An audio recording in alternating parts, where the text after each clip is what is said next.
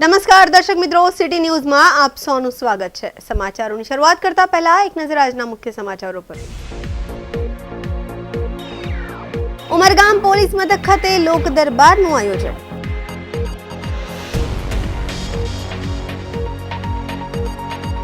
ઉમરગામ તાલુકાની નવનિર્મિત મામલતદાર કચેરીનું ભવ્ય લોકાર્પણ।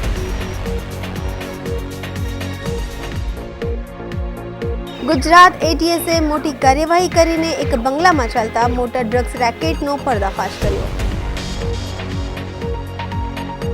નાના પોંડા તાલુકાની કચેરીઓની વિધિવત શરૂઆત થઈ।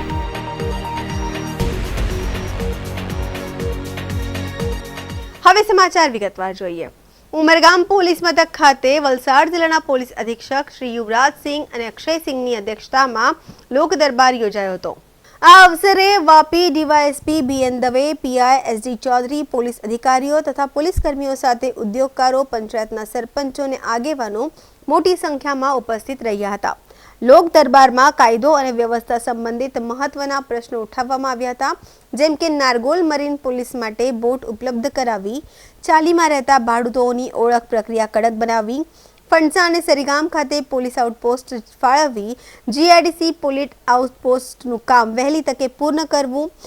ઉપસ્થિત આગેવાનોમાં ઉમરગામ ઇન્ડસ્ટ્રીઝ એસોસિએશન પ્રમુખ નરેશભાઈ, સેક્રેટરી તાહેરભાઈ, ઉદ્યોગપતિ ઈશ્વરભાઈ બારી, દહાડ ગ્રામ પંચાયત સરપંચ નરેન્દ્રભાઈ નાયક, નારગોલ સરપંચ સ્વીટીબેન, અગ્રણી હર્ષદભાઈ શાહ, અલકાબેન, અપૂર્વભાઈ, કેતનભાઈ પંચાલ, તેજાભાઈ ચૌધરી સહિત અનેક આગેવાનોનો સમાવેશ થયો હતો।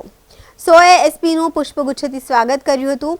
એસપી અક્ષયસિંહે ઉદ્યોગકારો તથા સ્થાનિકોને કેટલાક દિશા નિર્દેશ આપ્યા હતા, જેમાં ઉદ્યોગોમાં કામદારોની સંપૂર્ણ વિગતો રાખવી, બે પૈયા વાહન ચાલકોને ફરજિયાત હેલ્મેટ પહેરાવવું, ઉદ્યોગોમાં સીસીટીવી કેમેરા મુખ્ય માર્ગની અવરજવર પર કેન્દ્રિત કરવા, યુવાનોમાં પ્રતિબંધિત સિગારેટના સેવન સામે કડક પગલાં ભરવા, એસપી દ્વારા રજૂ કરાયેલ તમામ પ્રશ્નોનું તબક્કાવાર નિરાકરણ કરવામાં આવશે તેવી ખાતરી અપાઈ હતી।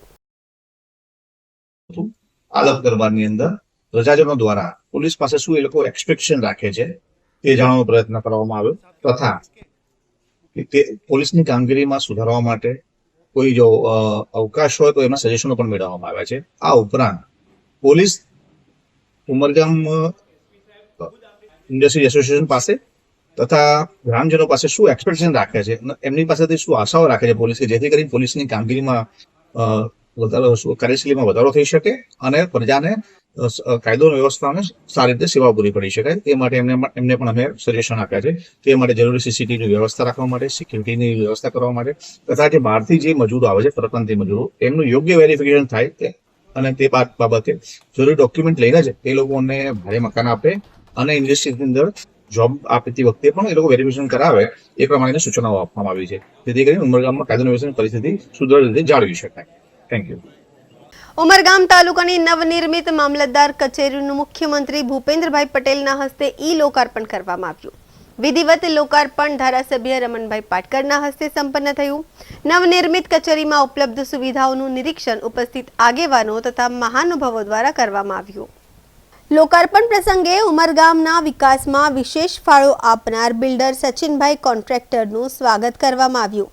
કાર્યક્રમમાં યુવાઈએ પ્રમુખ નરેશભાઈ, ઉદ્યોગપતિ સંતોષભાઈ રવેશિયા, અગ્રણી ઉદ્યોગપતિ ઈશ્વરભાઈ બારી, સરીગામ ઇન્ડસ્ટ્રીઝ એસોસિએશનના હોદ્દેદારો, એડવાઇઝર કમિટીના ચેરમેન સિરીજભાઈ દેસાઈ, તાલુકા ભાજપ પ્રમુખ ડોક્ટર નીરવ શાહ, નગરપાલિકા પ્રમુખ મનીષ રાય, શહેર ભાજપ પ્રમુખ મયંકભાઈ, તાલુકા પંચાયત પ્રમુખ લલિતાબેન, જિલ્લા પંચાયત સભ્યો, સરપંચ સંઘ પ્રમુખ રાકેશભાઈ વઘાત સહિત મોટી સંખ્યામાં આગેવાનો ઉપસ્થિત રહ્યા હતા। ઉમરગામ મામલતદાર કચેરીના નિર્માણ માટે લાંબા સમયથી માંગણી ઉઠતી હતી। હાલની કચેરી જર્જરિત હાલતમાં હોવાથી વહીવટી કામગીરી અને અરજદારોને ભારે મુશ્કેલીનો સામનો કરવો પડી રહ્યો હતો। ધારાસભ્ય રમણભાઈ પારકરની રજૂઆત બાદ રાજ્ય સરકારે 4 કરોડ રૂપિયા ફાળવણી કરી હતી, જેના આધારે ઉમરગામ કોસ્ટલ હાઈવે પર આ સુવિધા સંપન્ન નવનિર્મિત કચેરી ઊભી થઈ છે। લોકાર્પણ પ્રસંગે તાલુકા મામલતદાર દલપતભાઈએ ઉપસ્થિત 100 મહાનુભાવો, ઉદ્યોગકારો અને આગેવાનોનું આભાર વ્યક્ત કરતા જણાવ્યું છે કે ઔદ્યોગિક સંસ્થાઓ દ્વારા ફર્નિચર અને સુવિધાઓ ઉપલબ્ધ કરાવવામાં નોંધપાત્ર સહયોગ આપવામાં આવ્યો છે। આજ રોજ મામલતદાર કચેરી નવનિર્મિતનું લોકાર્પણ માનનીય મુખ્યમંત્રી શ્રી ભૂપેન્દ્રભાઈ પટેલ સાહેબના વરદ હસ્તે થવા જઈ રહ્યું છે, ત્યારે આપણે તાલુકા વહીવટી તંત્ર વતી સૌને જે આમંત્રણ આપ્યું હતું અને એના સંદર્ભે આપ સૌ આવ્યા છો, તો એના માટે હું સૌનો આભાર માનું છું. અત્રે ઉપસ્થિત માનનીય પાટકર સાહેબ, પ્રમુખ તાલુકા પંચાયત પ્રમુખ શ્રી લલિતાબેન, જિલ્લા પંચાયતના માજી પ્રમુખ શ્રી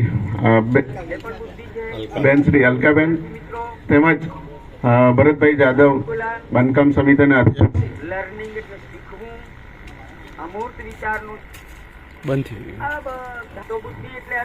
તાલુકા પંચાયતના સદસ્યશ્રીઓ, જિલ્લા પંચાયતના સદસ્યશ્રીઓ તેમજ મોટી સંખ્યામાં સરપંચશ્રીઓ ઉપસ્થિત થયા છે, તેમજ તાલુકાના નામી એવા અગ્રણીઓ શ્રીઓ પણ અત્રે ઉપસ્થિત થયા છે.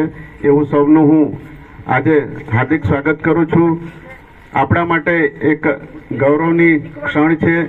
લાંબા સમયથી આપણા તાલુકાની અંદર મામલતદાર ઓફિસ બનવા જઈ રહી હતી, પણ એનો ઓપનિંગ કરવાનું મુહૂર્ત આજે આવ્યું છે. આજનો શુભ દિવસ એકાદશી છે અને માનનીય સીએમ સાહેબના વરદ હસ્તે એ લોકાર્પણ થવા જઈ રહ્યું છે, ત્યારે હું પણ મારા સ્ટાફ સાથે ગૌરવાન્વિત છું.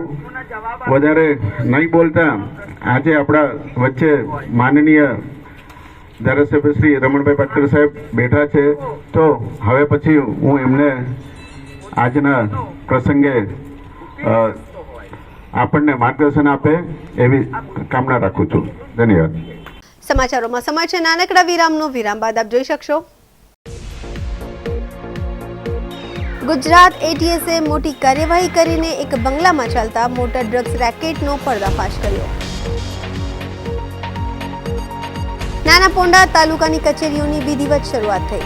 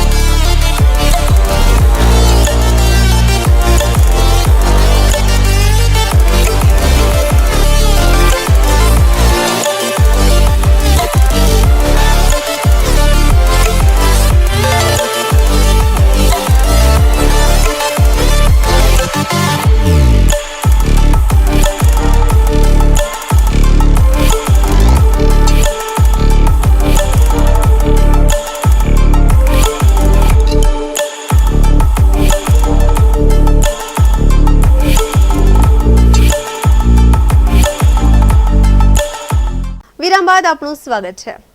વાપીના એક પોશ વિસ્તારમાં ગુજરાત એટીએસે મોટી કાર્યવાહી કરીને એક બંગલામાં ચાલતા મોટા ડ્રગ રેકેટ્સનો પર્દાફાશ કર્યો છે. વલસાડ એસઓજી પોલીસને સાથે રાખી ગુજરાત એટીએસે બંગલામાંથી 5 કિલોથી વધુ માત્રામાં ડ્રગ્સ ઝડપ્યું છે. આ સાથે જ 5 આરોપીઓની પણ અટકાયત કરવામાં આવી છે. ગુજરાત એટીએસની કાર્યવાહીને લઈ જિલ્લાભરની પોલીસ દોડતી થઈ ગઈ છે.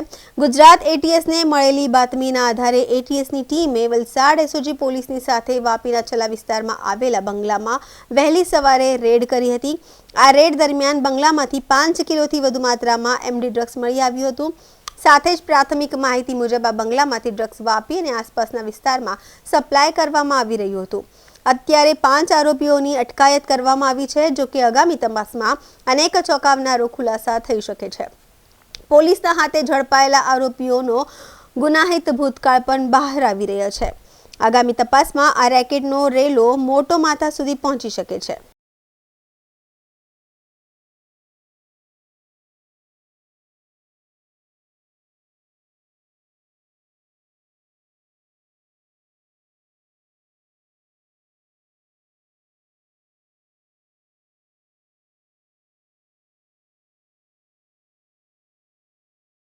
સમાચારોમાં ફરી સમય છે નાનકડા વિરામનો. વિરામ બાદ આપ જોઈ શકશો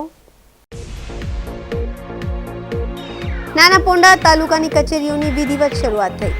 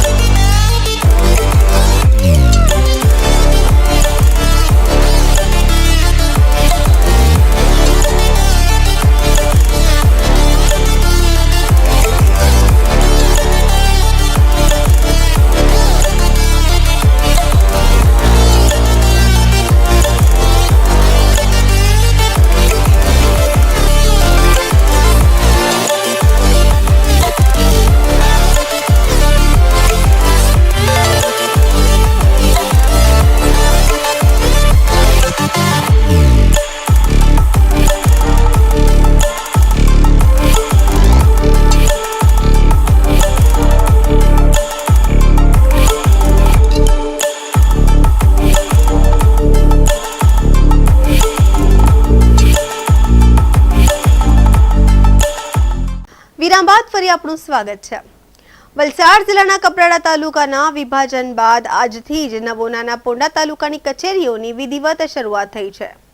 રાજ્યના નાણા મંત્રી કનુભાઈ દેસાઈ અને વલસાડ જિલ્લાના પ્રભારી શ્રી મંત્રી મુકેશભાઈ પટેલ સહિત વલસાડ જિલ્લાના રાજ્ય અને સામાજિક અગ્રણીઓ સાથે અધિકારીઓની હાજરીમાં કપરાડા તાલુકાની નવા મામલતદાર કચેરી અને નાના પોંડા તાલુકા પંચાયત કચેરીનો આજથી આરંભ કરવામાં થતા લોકોમાં ઉત્સાહ છવાયો છે. મહત્વપૂર્ણ છે કે ભૌગોલિક રીતે કપરાડા તાલુકો ખૂબ જ મોટો વિસ્તાર હતો, જેમાં 128 ગામો હતા. જો કે હવે તાલુકાના વિભાજન બાદ નવા નાના પોંડા તાલુકામાં કુલ 49 જેટલા ગામોનો સમાવેશ કરવામાં આવ્યો છે, જેમાં પાડી તાલુકાના કેટલાક ગામો અને વાપી તાલુકાના તમામ ગામોનો આ નવા નાના પોંડા તાલુકામાં સમાવેશ કરવામાં આવ્યો છે. નવા તાલુકા પંચાયત અને મામલતદાર કચેરીની શરૂઆત થતાં જ હવે નાના પોંડા અને આસપાસના વિસ્તારના ગામના લોકોને સરકારી કામ માટે કપરાડા સુધી જવું નહીં પડે અને ગામની નજીક જ તાલુકા પંચાયત અને મામલતદાર કચેરીમાંથી થતા કામો સરળતાથી અને ઝડપી થઈ શકશે. સાથે જ વિકાસથી વંચિત રહી ગયેલા ગામોનો પણ ઝડપી વિકાસ થશે તેવું લોકો માની રહ્યા છે.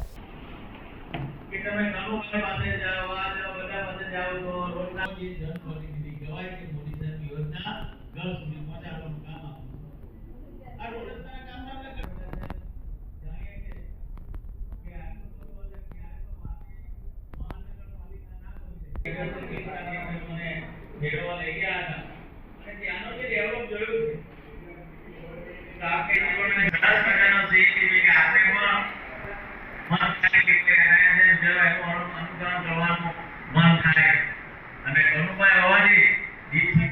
ધારાસભ્ય જીતુભાઈ, ધરમપુરના ધારાસભ્ય અરવિંદભાઈ, DDO શ્રી, અમારા સંગઠનના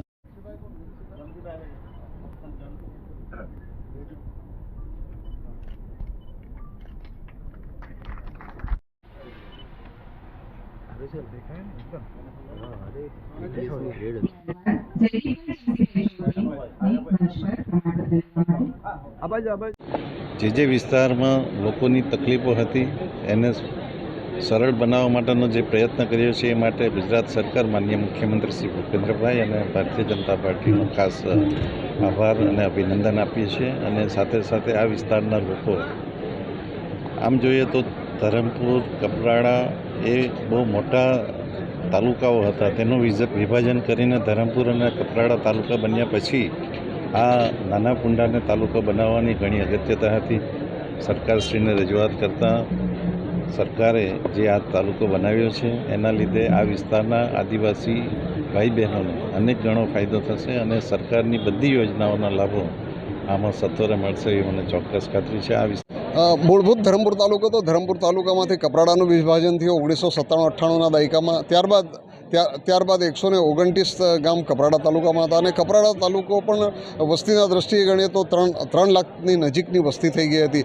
એટલે કપરાડા તાલુકાના 29 ગામો અને વાપી મહાનગરપાલિકા બનવાના કારણે ત્યાંના 13 ગામો અને પારડી તાલુકાના જે સરાઉન્ડિંગ નજીકના જે 7 ગામો હતા એનો સમાવેશ કરીને 49 ગામોનો એક તાલુકો બન્યો છે.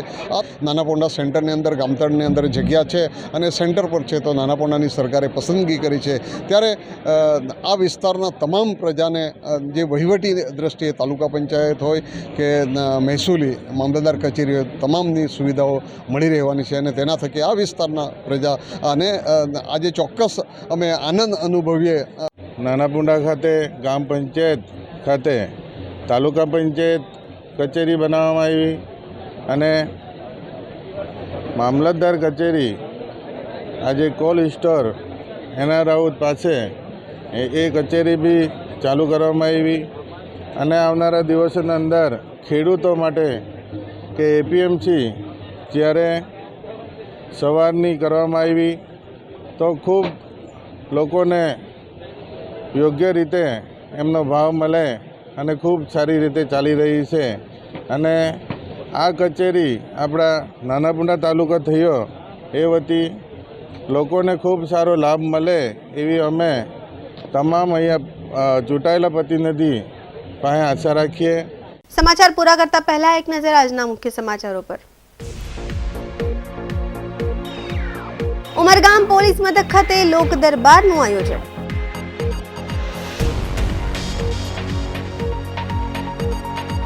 ઉમરગામ તાલુકાની નવનિર્મિત મામલતદાર કચેરીનું ભવ્ય લોકાર્પણ.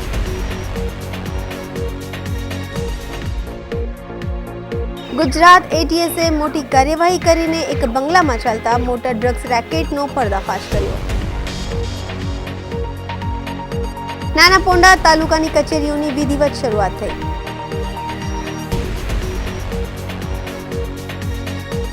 તો આ હતા અત્યાર સુધીના સમાચાર. જોતા રહો સિટી ન્યૂઝ. નમસ્કાર.